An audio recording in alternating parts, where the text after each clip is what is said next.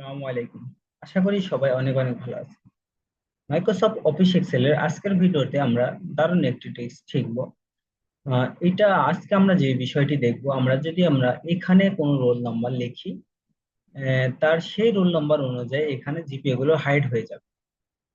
এটা আমরা conditional formatting এবং একটি ফর্মুলার মাধ্যমে আমরা এটা দেখব। তো চলুন শুরু করা যাক। এখানে দেখুন, আমি যে রোল নাম্বার গুলো লিখেছি আমাদের কিন্তু জিপিএ সেইগুলোর কিন্তু হাইড হয়ে গেছে। আমি যদি এখানে রোল নাম্বারটি চেঞ্জ করি, দেখুন আমাদের কিন্তু এই যে 4 নম্বর, যেই রোল নাম্বারটি রয়েছে 4, সেটা কিন্তু ব্ল্যাঙ্ক হয়ে গেছে। এখানে যদি আমি এখানে যদি চেঞ্জ করি, দেখুন 15 নাম্বার যে রোল নাম্বারটি রয়েছে সেটা কিন্তু আমার অটোমেটিক্যালি হাইড হয়ে গেছে। এইভাবে আমরা আমরা চাচ্ছি যে এই সেলে বা এই কলামে যে রোল নাম্বার গুলো আমরা লিখবো, এই রোল নাম্বার অনুযায়ী এখানে যে রোল নাম্বার গুলো ম্যাচ করবে তার জিপিএ হাইড করতে চাচ্ছি। চলুন কিভাবে করতে পারি এটা দেখে নেওয়া যাক। এর জন্য আমাদের জিপিএ গুলোকে সিলেক্ট করতে হবে। জিপিএ এর যে কলামটি রয়েছে আমরা এটাকে সিলেক্ট করব। এরপরে চলে যাব আমরা conditional formatting. Conditional formatting new rules, এখান থেকে আমরা ইউজ ফর্মুলা টু ডিটারমাইন, এখানে ক্লিক করব। এইখানে আমরা একটি ফর্মুলা ইউজ করব, সেটা হচ্ছে ইজ ইজ নাম্বার সমান ইজ নাম্বার।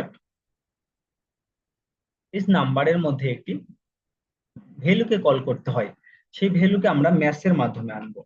ম্যাথ, আমরা ম্যাথ ফাংশনটি ইউজ করছি। এখন আমরা কোনটাকে ম্যাচ করাতে চাচ্ছি?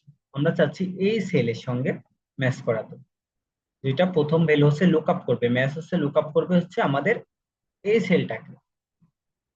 এখন যেহেতু আমাদের এটা লক হয়ে আছে, আমরা এটাকে চাচ্ছি যে যেহেতু আমাদের এটা নিচে নিচে কাজ করবে, এই জন্য আমরা এটা লক তুলে দেব,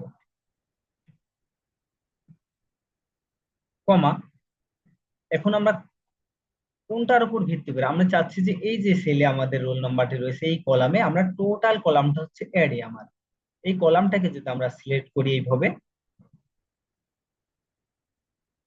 আমরা টোটালটা সিলেক্ট করতে পারি, অথবা আমরা কলামের নামকে দিতে পারি যে এই সেল ইস টু, মানে র্যান্ডমলি আমি অনেকগুলো নাম্বার দিয়ে দিচ্ছি। আমাদের যদি স্টুডেন্টের অনেক ডাটা থাকে তাহলে আমরা সেটা লিখে দেবো। আমি ডাইরেক্ট 1000 দিলাম, সাপোজ আমি 1000 স্টুডেন্টের ডাটা ইনপুট করব, অথবা আমরা কিন্তু এটা এইভাবেও আমরা সিলেক্ট করতে পারবো।